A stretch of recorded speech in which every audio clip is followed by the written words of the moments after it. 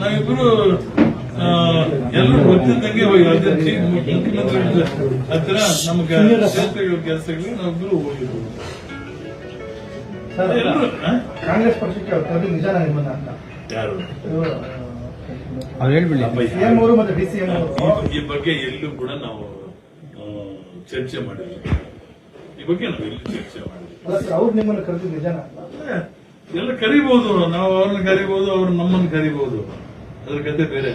But ನಾವು ಯಾವತ್ತೂ ಇದ್ರ ಬಗ್ಗೆ ಚರ್ಚೆ ಮಾಡಿಲ್ಲ.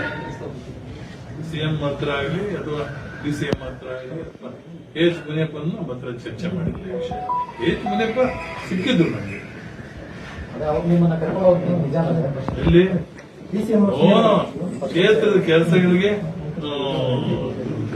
ಅವ್ರು ಸ್ಪಂದಿಸಿದ್ರು. ಅಲ್ಲಿದ್ರು ಚೀಫ್ ಮಿನಿಸ್ಟರ್ ಹತ್ರ ಇದ್ರು. ಯಾರು ಕರೆದಿಲ್ಲ.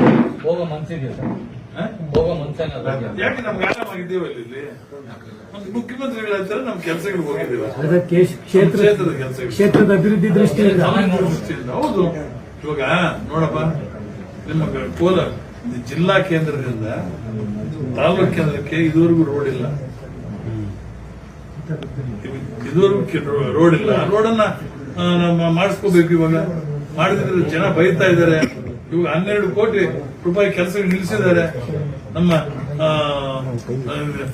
ಸನ್ಮಾನ್ಯ ನಜೀರ್ ಸಾಹೇಬರು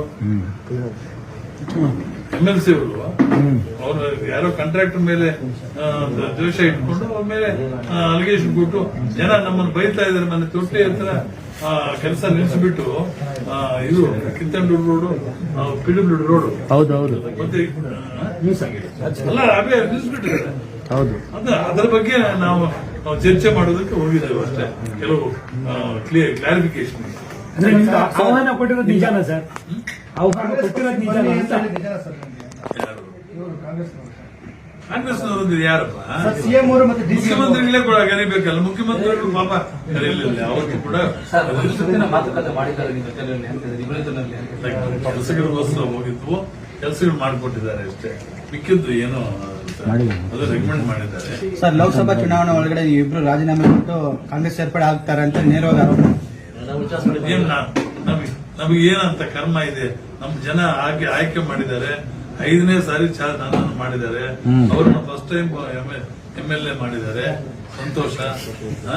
ಇನ್ನ ಹುಡುಗ ಚೆನ್ನಾಗಿ ಬೆಳೀಲಿ. I wish long political life. ನಿಮ್ಗೆ ರಮೇಶ್ ಕುಮಾರ್ ಅವರು ಗೆಲ್ಸ್ಕೊಂಡ್ ಬರ್ತಾರಂತೆ ಸರ್ ರಾಜೀನಾಮೆ ಕೊಡಿಸಿ.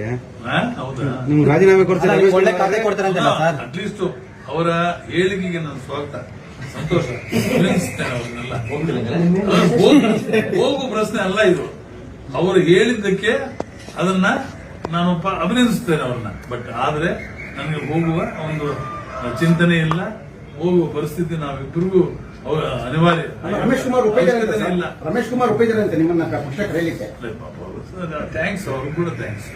ಹೇಳಿದ್ದೀನಿ ನೀವು ಓಕೆ ಹೇಳಿದ್ರೆ ಅವ್ರಿಗೂ ಕೂಡ I will be very grateful sir.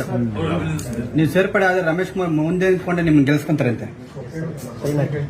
ಪಾಪ ಅವರ ಭಾವನೆಗಳು, ನಾವು ಅವ್ರನ್ನ ಅದಕ್ಕೆ ವಿರೋಧ ಮಾಡೋದಿಲ್ಲ. ಬಟ್ ಆದ್ರೆ ನಮ್ಮ ಅಭಿಪ್ರಾಯ ಹಿಂಗಿದೆ. ನಾವು ಪಕ್ಷ ಪಕ್ಷದಲ್ಲಿ ಆರಾಮಾಗಿದ್ದೇವೆ, ಹ್ಯಾಪಿ ಕ್ಯಾಪ್ಟನ್ ಆರಾಮಾಗಿದ್ದೇವೆ. ಕೆಲಸಗಳು ಮಾತ್ರ ಅವ್ರ ಹತ್ರ ಹೋಗಿದ್ದು. ಒಂದು ವೇಳೆ ಕರೆದ್ರೆ ಸರ್ ಏನ್ ಮಾಡ್ತೀರಾ ಅಂತ?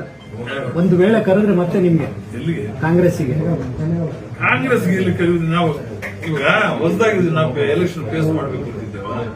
ನಮ್ಮನ್ನು ಆರಿಸಿಕೊಟ್ಟಿದ್ದಾರೆ 5 ವರ್ಷಕ್ಕೆ. ಸರ್, ಈಗ ಆರೋಪ ಮಾಡಿದಾರಲ್ಲ, ಅದಕ್ಕೇನು ಹೇಳಕ್ಕೆ ಇಷ್ಟ? ಆರೋಪ ಅವ್ರು ಹೇಳಿಕೆ ಕೊಟ್ಟಿದ್ದಾರಲ್ಲ ಸರ್, ಕೊತ್ತೂರು ಮಂಜು.